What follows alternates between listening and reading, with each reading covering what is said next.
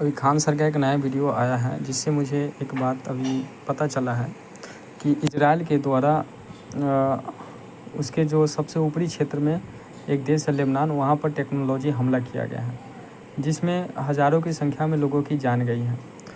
तो मेरा यह वीडियो बनाने का उद्देश्य मात्र इतना है कि हमारे भारत देश में अभी हम लोग जितने भी प्रकार के टेक्नोलॉजी, मोबाइल हो या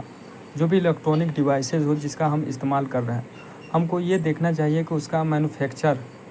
कहाँ से होकर आ रहा है। क्योंकि जिस तरह से वहाँ हमला किया गया है उससे हम लोगों को उन सब चीज़ों से सीख लेकर हमारे भारत देश में भी उस चीज़ के ऊपर एक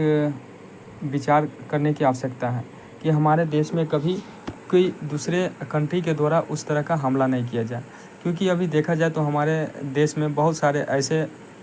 जो टेक्नोलॉजी या डिवाइसेस हैं जो ज़्यादातर चाइना से बनकर आते हैं, और हम जानते हैं कि चाइना हमारा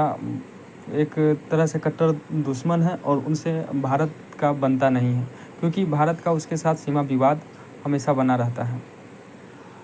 ये जो टेक्नोलॉजी है जिसे हम लोग अभी मोबाइल हो गया या कोई भी इलेक्ट्रॉनिक कोई भी डिवाइसेस हो गया जिसका इस्तेमाल हम कर रहे हैं, वह हमारे लिए समझिए कि एक ख़तरा है। अगर हमारे देश में अगर उस तरह की संस्था का नहीं बनाया जाता है जहाँ पे इन सभी चीज़ों को परीक्षण के द्वारा हमारे पास नहीं आ रहा है, तो आने वाले भविष्य में वह हमारे लिए कितना ख़तरनाक हो सकता है, हम इस घटना जो अभी लेबनान में हुआ है उसको सुनकर समझ सकते हैं। आप इस चीज़ों को समझना चाहते हैं बहुत अच्छे तरीक़ा से, तो आप खान सर का वीडियो को ज़रूर देखिए, जिससे आपको टेक्नोलॉजी के जो एक नया साइड इफ़ेक्ट सामने आया है, उसका दुष्प्रभाव सामने आया है, वो समझ सकते हैं। जिस पर हम लोग तो पहले से भी ऐसा बात करते आ रहे थे कि टेक्नोलॉजी तो हमारे लिए जितना ही उपयोगी है उतना ही वो हमारे लिए नुकसानदायक है। लेकिन अब उसका नुकसान इतना हो जाएगा, ये बात तो हम लोग पहले भी कल्पना किए थे, लेकिन अब वह बात अब सच साबित होता नज़र आ रहा है। जिस तरह से इजराइल के द्वारा लेबनान पर उस तरह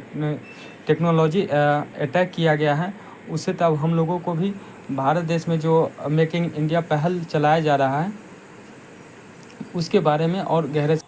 मेकिंग इंडिया के तहत हमारे भारत देश में कितने तरह से विकास हुआ, टेक्नोलॉजी का कितने तरह से विकास हो रहा है। हमारे देश में जितने भी मोबाइल का मैन्युफैक्चरिंग हो रहा है, हमको ये देखना है कि भारत में कितना बड़े स्तर पर उसका मैन्युफैक्चरिंग हो रहा है, और उस हमारे देश में जितने भी संस्था है उससे संबंधित कितने संस्था है जो इस टेक्नोलॉजी के ऊपर काम कर रहा है और उसके दुष्परिणामों से बचने के लिए उस पर काम किया जा रहा है। तो मेक इन इंडिया जो सरकार प्रधानमंत्री के द्वारा ये जो योजना चालू किया गया है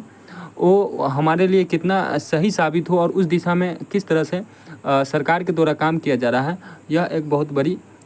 सरकार की और हम लोगों की भी जिम्मेदारी है कि उस पर हम लोग अपना आवाज़ उठाएं।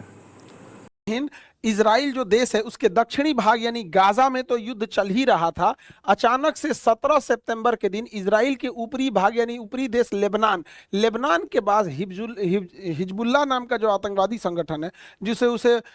इजराइल से काफी उसका टसन चलता है, वहां पर अचानक से लगभग 3000 लोगों के जेब में ब्लास्ट होना चालू हो गया और इसमें लगभग 27 से 2800 लोग बहुत बुरी तरह से जख्मी हो गए हैं। किसी का पैर उड़ गया है, किसी की किडनी बाहर आई है, किसी की आंतें बाहर आई हैं, किसी लोग का आंख खराब हो गया है। तो लगभग जो भी लोग इसमें जख्मी है वो लाइफ टाइम तक कोई बड़ा काम नहीं कर पाएंगे। किसी का हाथ उड़ गया है, आंख खराब हो गई, जिंदा बच जरूर जाएंगे, लेकिन इतना बेरहमी से मारा गया है कि अब एक आदमी अगर मर जाता तो एक आदमी की कमी हो जाती, लेकिन वो ऐसा बचा रहेगा कि उसके लिए लाइफ टाइम एक आदमी देखभाल के लिए चाहिए।